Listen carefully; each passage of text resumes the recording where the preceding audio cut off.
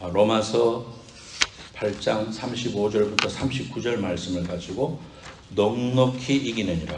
같이 한번 해보실까요? 넉넉히 이기느니라. 이기긴 이기는데 넉넉히 이긴다 그랬습니다. 어떤 정신병원에 한 사람이 자꾸 소리 지르는 거예요. 나는 하나님의 아들이다. 나는 하나님의 아들이다. 에코가 막 들어가네.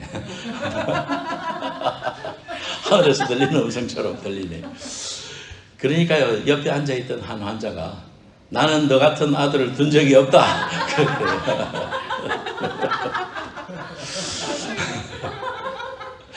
그래서 있을 법한 이야기예요, 그죠? 참 큰 소리 치면서 이 세상에 스트레스 제일 안 받고 스트레스 병 안 걸리는 사람은 정신병원에 있는 사람들이라고 그러더라고요. 그리고 우리가 의식이 있는 건 감사한 일이지만 그러니까 자꾸 스트레스를 받고 그러는데 정신병 환자들은 그 위암에 걸리지 않는다고 그러더라고요. 그래서 그게 얼마만큼 신빙성이 있는 이야기인지는 모르지만은 그런 이야기들이 많습니다. 우리가 신앙생활 하면서 넉넉히 이겨야 되는데 가스로 질 듯 말 듯 하다가 억지로 이긴다든지 아니면 신앙생활 하다가 나중에 지는 거 아니야? 마귀한테 이렇게 생각할 수가 있는데 오늘 말씀을 통해 가지고 사도 바울 선생님이 말씀하시기를 넉넉히 이길 수 있다. 그리고 하나님의 사랑에서는 이 세상에 어떤 것이라도 끊을 수 없다. 이렇게 말씀하고 있습니다. 우리도 신앙생활 하면서 그러면은 어떻게 하면 이러한 신앙생활에서 승리할 수 있을까? 그럼 오늘 세 가지 말씀을 좀 함께 상고해 보고자 합니다. 여러분, 사도 바울 선생님은 원래 이름이 뭐였습니까?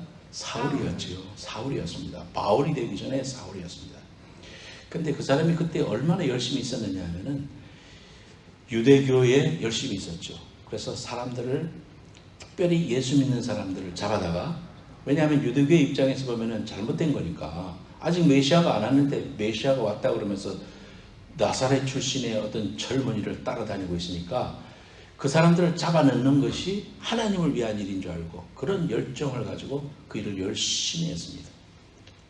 얼마나 열심히 했는지 스데반 집사가 순교당할 때도 그 앞에 서 있었습니다. 그러니까 대단한 열정을 가지고 했던 사람이 사울이었습니다. 그런데 하나님이 사울을 부르셨죠.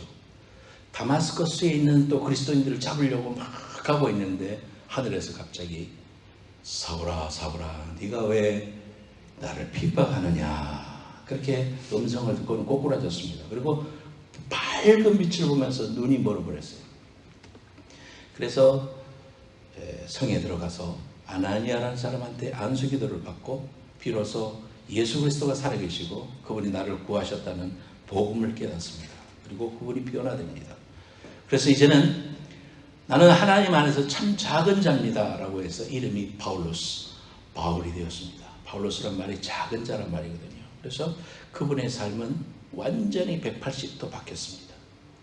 하나님을 향하여 예수 믿는 자를 죽이고 핍박하는 사람에서 완전히 변화돼서 예수 그리스도 때문에 살고 예수 그리스도가 가장 귀하고 예수 그리스도를 위하여 당하는 어떠한 핍박도 달게 여겼던 그런 바울의 삶을 보면 우리가 참 본받고자 해야 될 분이 제일 먼저는 예수님이지만 두 번째로는 모세나 바울 아니겠습니까? 구약에서는 대표적인 사람이 모세라고 한다면 신약에서는 바울인데요. 근데 오늘 본문 말씀에 보면은 이 바울이 당한 고난에 대해서 본인이 이야기하고 있습니다. 로마서에서 나는 오늘 본문 말씀에 보면 누가 우리를 그리스도의 사랑에서 끊으리요. 그 다음 페이지 한번 가볼까요? 그 다음 페이지. 그러면 여기 이제 그 다음 페이지로 가면은 말이 어려운 말이 나와요. 환난이나 그랬습니다. 환난은 남에게 두들겨 맞는 걸 말합니다. 육체적으로 린치를 당하는 것을 환난이라고 합니다. 그 다음에 곤고라는 것은 마음의 고통을 말합니다. 사람이 마음이 편해야 되는데 마음적으로 고통을 당하면 정말 힘들죠. 직장에서도 사람들과 관계가 좋아야 되는데 그렇지 않으면 직장에 가는 게 지옥에 가는 것 같잖아요. 일을 해도 재미도 없고. 그런 마음의 고통. 박해라는 것은 부당하게 억울하게 당하는 일입니다. 기근이라는 것은 굶주림을 말하는 거고, 적신이라는 것은 발가벗기는 걸 말합니다. 우리의 몸이 벗기면 붉은색이 나니까 한자로 적자를 썼습니다. 붉은 적자. 그래서 발가벗김, 위험, 또 칼은 죽음의 위협입니다. 이런 고통당하는 그것이 마치 그분이 말하기를 도살당할 양같이, 이제 양을 잡기 전에 그 당하는 그 도살당할 양처럼 그런 취급을 받고 어려움을 겪었다, 그렇게 말하고 있습니다. 그런데도 불구하고 나를 사랑하시는 이로 말미암아 내가 넉넉히 이긴다라고 고백하고 있습니다. 또 확신하건대 이 세상에 사망이나 생명이나 천사들이나 권세자들이나 현재일이나 장래일이나 능력이나 높음이나 깊음이나 다른 어떤 피조물이라도 우리를 하나님의 사랑에서 끊을 수 없다, 이렇게 말하고 있습니다. 이 본문 말고도요, 다음 제 본문에 보면은 고린도후서 11장 23절부터 27절 말씀에 보면은, 자, 내가 수고를 넘치도록 하고 옥에 갇히기도 하고 더 많이 하고 매도 수없이 맞고 여러 번 죽을 뻔하였으니 유대인들에게 40에서 하나 감한 매를 5번 맞았다 그랬습니다. 율법에 보면 신명기서에 25장 1절에서 3절을 보면 사람에게 태형을 가하는 것은 이러한 매를 때릴 때는 40대까지는 못 때리게 되어 있습니다. 법률이 그랬습니다. 모세 율법이 그랬습니다. 그렇기 때문에 실수로 한 대 더 때릴 수도 있으니까 39대까지만 때려라. 그래서 39대까지를 맞기를 여러 번이나 했다. 5번이나 맞았다. 그 다음에 3번 태장으로 맞았다. 태장이라는 것은 채찍 끝에 납을 달아놓은 것입니다. 그래서 예수님도 그렇게 맞으셨죠. 그래서 나비 살을 파고 나가는 그런 태장을 받고, 한 번 돌로 맞았다. 사도행전 14장에 보면 사람들이 돌로 쳐가지고 루스트라에서 죽은 줄 알고 밖에다가, 돌무더기 밖에다가 버린 그런 사건을 여러분이 읽으신 기억이 있을 겁니다. 뿐만 아니라 일주야를 깊은 바다에서 지냈으며, 그래서 배로 다니면서 풍랑을 만나고 죽을 위협을 그렇게 많이 겪었다. 또 여러 번 여행하면서 강의 위험과 강도의 위험과 동족의 위험과 이방인의 위험과 시내의 위험과 광야의 위험과 바다의 위험과 거짓 형제 중의 위험을 당하고 수고하여 애쓰고 여러 번 자지 못하고 줄이며 목마르고 여러 번 굶고 춥고 헐벗어노라. 이분이 예수님이 아니었다면 이렇게 살 필요가 없었어요. 그분은 엄청난 좋은 가문에서 학식도 뛰어났고 바리새인 중에 바리새인이었습니다. 히브리인 중에 히브리인이었습니다.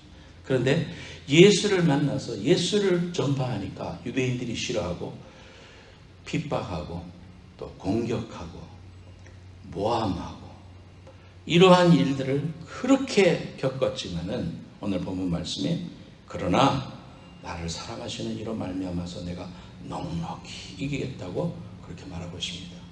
사도 바울 선생님이 어떻게 해서 이런 고백을 할 수 있었는지, 그리고 우리는 앞으로 우리의 삶 가운데서 이런 고백을 어떻게 하면 할 수 있는지 오늘 말씀 생각해 보려고 합니다. 첫 번째 제목은 끊을 수 없는 사랑. 다 같이 따라합시다. 시작. 끊을 수 없는 사랑. 로마서 5장 8절에 우리가 아직 죄인 되었을 때에 그리스도께서 우리를 위하여 죽으심으로 하나님께서 우리에 대한 자기의 사랑을 확증하셨느니라 그랬습니다. 나를 위해서 죽으셨다. 생명 주는 것만큼 귀한 게 어디 있습니까? 여러분의 어머니가 만약에 여러분을 살리고 대신 교통사고 나려고 하는데, 또는 불이 났는데 나를 구하고 돌아가셨다는 이야기를 여러분이 들으면 어떻게 될까요? 평생 동안 가슴이 너무 아프지만은 어머님을 늘 생각하고 고마운 마음을 가지고 어머님의 그 귀한 하시고자 했던 일 내가 대신 살아드려야 되겠다는 마음으로 어머니를 늘 생각하지 않겠습니까? 또 그 사랑 때문에 내가 살아야지. 아무리 어렵고 힘들어도 내가 어머님이 내게 생명 주셨는데 내가 그렇게 살아가야지. 이렇게 생각하지 않겠습니까? 마찬가지로 우리가 하나님께서 내게 주신 그 귀한 사랑은 독생자 예수 그리스도를 십자가에서 죽이시기까지 나를 사랑해 주신 그 사랑이라는 거, 이걸 우리가 생각하고 묵상하고 이거를 붙잡을 때 어떠한 것보다도 이것은 귀하고 또 그런 것들을 이길 수 있는 힘이다라는 것을 우리에게 말씀해 주고 있습니다. 로마서 5장 10절에 아까 읽었지만은 우리가 원수 되었을 때에, 하나님을 알지도 못했을 때에 하나님이 나를 위해서 독생자 예수 그리스도를 주셨다, 그렇게 말하고 있습니다. 어떤 권력자라고 할지라도, 어떤 지식자라고 할지라도, 어떤 부자라고 할지라도 예수를 믿지 않으면 그것은 헛된 것입니다. 예수님만이 우리의 구원이요 길이요 진리요 생명이 되십니다. 우리에게 구원이 임하고 예수 믿고 구원받아 하나님의 자녀가 된 것이, 이것이 거저 된 것이 아니고 하나님의 엄청난 사랑이요 축복이었다는 거, 기적과도 같았다는 거, 내게까지 복음이 들어왔다는 것 자체가 얼마나 귀중하고 소중한 것인지 여러분을 감사하면서 항상 삶이 어렵고 힘들 때마다 여러분은 주님의 죽으심과 부활, 주님의 죽으심과 부활을 늘 묵상하고 그 사실을 붙잡으면 승리하게 될 줄로 믿습니다. 끊을 수 없는 사랑. 두 번째로는 따라합시다. 다가오는 환난. 35절 말씀에 누가 우리를 그리스도의 사랑에서 끊으리요. 환난이나 곤고나 박해나 기근이나 적신이나 위험이나 칼이랴. 저희 아버님 세대에 보면 나이 드신 그 어르신들은 너무 어려운 시절을 살았습니다. 엄청 가난했지요. 일본 시대에 나라 뺏겼죠. 그래서 5년 있다가 전쟁이 나가지고 북한 공산당이 위협해서 가까스로 살아났죠. 수많은 사람이 죽기도 하고. 그리고 나서 또 이 민족이 살아오면서 얼마나 그 가난 때문에 고통당했습니까? 제 아버님이 부산에 가셔가지고 꿀꿀이죽이라는 걸 드셨다고 해요. 여러분들 말로는 들어봤죠? 미군 부대에서 나오는 그 모든 음식물 쓰레기 먹다 보면은 담배꽁초도 나오고 그런데요. 그러니까 그걸 푹 끓여가지고 그렇게 해서 그 한 그릇씩 팔면 싸기도 싸지만 배고픈 상태니까 얼마나 배가 고팠는데 먹으니까 맛있겠습니까? 그런 꿀꿀이죽을 먹으면서 밥 먹기보다는 안 먹는 게 더 많았던 그런 시절. 소나무 송진도 벗겨 먹고 쑥에다가 밀가루 좀 넣고 막 멀겋게 해서 식구는 또 오죽 많아요. 그러니까 그 식구들이 다 먹고 살려고 하니까 엄마는 맨날 안 먹고 그렇게 살았어요. 제 어린 시절에 그 할아버지 할머니하고 같이 산 적이 있었는데 그 경상도에는 거지들이 많이 있었습니다. 촌에도 문둥이도 많았고요. 문둥이, 경상도 문둥이란 말이 그래서 나온 것 같아요. 그러면 이제 밥 얻어 먹으러 와요. 거지예요. 그러면 어린 저는 무섭죠. 근데 할머니가 거지가 왔으니까 바가지에다가 밥을 이렇게 좀 담아가지고 이렇게 주면요, 할아버지가 그거 보면 노발대발 막 화를 내시는 거예요. 막 소리 지르면서 말이죠. 정식으로 상을 차려가지고 바닥에 멍석 깔고 거기에 앉아서 드시도록 상에다가 우리가 먹는 것처럼 똑같이 해가지고 대접하라 이거예요. 그러니까 할머니가 막 참 너무 힘든데 그래도 또 막 불같이 화를 내니까 그렇게 해서 대접해서 한 그릇 잘 자시고 가는 걸 제가 봤었습니다. 그게 참 먹는 것이 힘들었습니다. 너무 가난하니까 그 가운데서도 예수를 믿고 중학교 때 우리 아버님이 예수를 믿고 하나님의 자녀가 되고 나니까 너무 기뻐가지고 그런데 제사를 안 지내잖아요. 그러니까 이 호시문 중에 이 제사를 안 지내고 멀뚱멀뚱하게 서 있으니까 사촌 형이 막 두들겨 패고 이놈의 새끼 호적에서 파내라, 이 쌍놈 새끼 아니냐 이러면서 그렇게 핍박을 했다고요. 막 때리고 발로 차고. 그래서 김천중학교가 시험 쳐서 들어가는 굉장히 명문 중학교였습니다. 시험 봐가지고 합격했는데 그 입학금을 내주지 않아가지고 내줄 수 있는데 그분이 내줄 수 있는데도 안 내줘가지고 그 진학을 못하게 되고 그러니까 얼마나 마음에 인생에 쓰라림이 있고 인생에 대한 막 비관이 생길 수가 있겠습니까? 집을 나가서 내가 이대로 있다가는 공부도 못하겠다 해가지고 김천의 모 중학교에 그 미션 스쿨이에요. 거기에 가가지고 공부하면서 집에 나갔으니까 이제 고학하면서 비늘을 팔러 다니다가 김천 황금동 교회에서 찬송소 성가대 음악 소리가 들려서 이끌려서 음악을 좋아했으니까 들어가서 뒤에 앉았다가 복음을 듣게 되고 예수를 믿게 되고 그렇게 이제 된 거예요. 그러고 나서 신학교 가시고 이렇게 목사님이 되신 거죠. 참 얼마나 어려운 일을 겪고 또 6.25 때는 친구가 이웃 동네에 사는 친구가 공산당 그 나발총하고 같이 이제 한 친구 군인 데리고 와가지고 야, 조선인민주의 공화국을 위해서 해방군이 돼야 되겠다. 나 안 간다. 나 그걸 안 한다. 나는 공산주의자는 아니다. 총을 여기다 갖다 대면서 가야 된다. 그래가지고 끌려서 이제 가고 있었습니다. 달밤인데 내가 이대로 끌려가면 죽는다. 그런 걸 이제 아셨어요. 그래서 내가 화장실 좀 급한데 화장실에 가야 된다 하면서 보리밭이 있는데 보리밭이 이만큼 자랐기 때문에 화장실에 간다고 하면서 보리밭에 숨어가지고는요 이제 안 나오는 거예요. 그러면서 숨어 있는 거죠. 그러니까 막 이놈 하면서 막 따발총을 막 살겠는데 다행히 총알이 접하지 않아가지고. 그래서 그 사람은 다 북한으로 다 가서 살아 죽은 행방불명 됐고요. 제가만요 그렇게 죽으면서 살아났습니다. 그리고 구약교회라는 교회를 친구들 3명하고 같이 창립해가지고 지금도 그 교회가 있습니다. 그래서 그 교회를 창립하고 이 흙벽돌로 교회를 짓고 해가지고요. 그 촌에 복음이 들어오고 그로 말미암아서 이제는 그 동네에서 이제 뭐 동네 제사도 안 지내고 아무것도 안 합니다. 그렇게 복음이 들어오는 그런 장소가 됐습니다.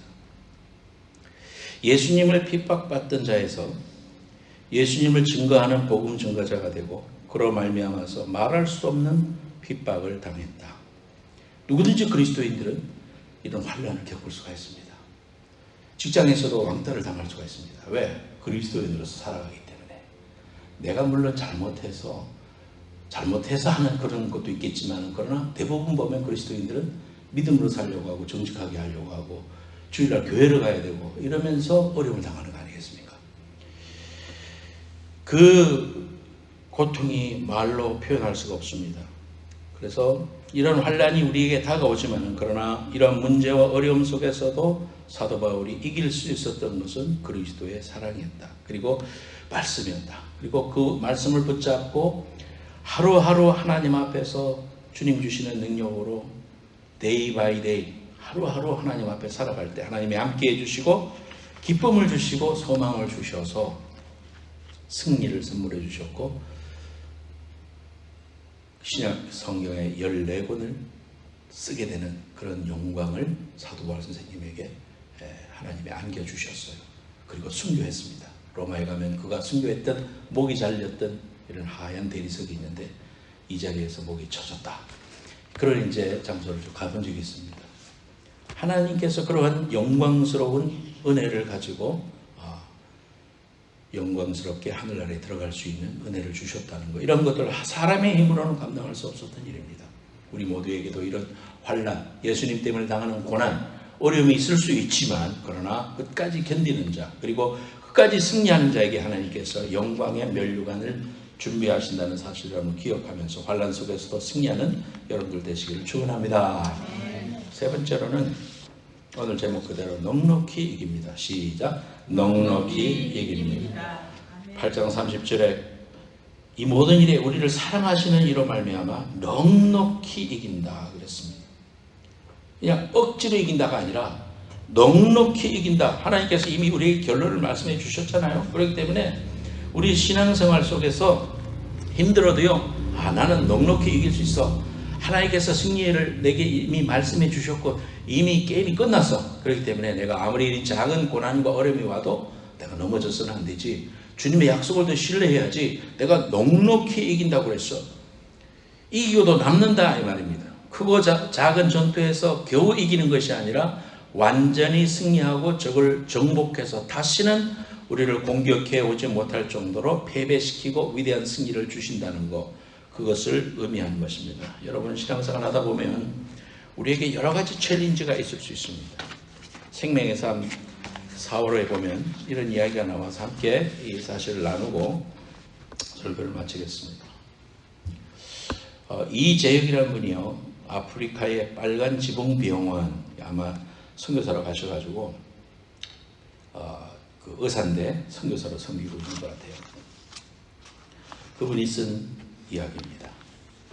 의료 선교사로 섬기고 있는 나이지리아 빙햄 의과대학 병원에서 나는 종종 현지 의사인 가로디에게 무시를 당했다. 그런 사람 앞에서 당신은 열대의학에 대해 아무것도 몰라. 앞으로 당신의 치료 행위를 하나하나 관찰해서 법정에 세울 거야 라며 나를 모욕했다. 힘든 마음에 메일을 열었더니 평소에 연락을 잘 안 하던 분에게 짧은 메일이 와 있었다. 잘 지내려면 무지하게 기도해야 한다고 주님이 말씀하십니다. 하나님 말씀처럼 들려서 한참을 기도했다. 인도네시아에서 만난 한 선교사님은 선교의 양면성을 가르쳐주며 이렇게 말했다. 선교사는 잘 싸워야 합니다. 마음을 강하게 먹고 피하지 말고 수위 조절을 해야 합니다. 나약하면 아무것도 못하고 적극적으로 싸우면 현지인들과 극단적인 상황에 처하게 됩니다. 나는 병원에서 일하며 그분의 말씀을 여러 번 떠올렸다. 여러분 어떤 상황인지 아시겠어요? 의사로 현지 나이지리아 병원에서 일하고 있는데 현지 의사가 한국 의사를 무시하고 자꾸 이렇게 핍박하고 있는 거죠. 참 도와주고 섬기러 갖는 사람한테 그런 이제 모함을 하고 인정하지 않으려고 하는 이런 일들 때문에 얼마나 많은 어려움을 겪었나 우리가 이제 생각할 수가 있겠습니다. 계속 읽겠습니다. 가로디는 그 사람 모든 직원과 불화하며 결국 외톨이가 되었다. 그러던 어느 날 그가 집에서 뇌출혈로 쓰러져서 발견되었다고 했다. 병문안을 간 내게 그가 손을 떨며 인사했다. 부디 나를 잊지 말아주세요. 그도 사랑받고 싶은 가여운 영혼이었다. 몇 년간 선교사로 있으며 말도 안 되는 소송에 걸리고 무시를 받고 모욕을 당했지만 나는 그 어두운 밤을 통해 십자가를 배웠다. 그리고 인내하며 결과를 하나님께 맡긴 사람에게는 그분이 주시는 선물이 있다는 것을 깨달았다. 기도하겠습니다.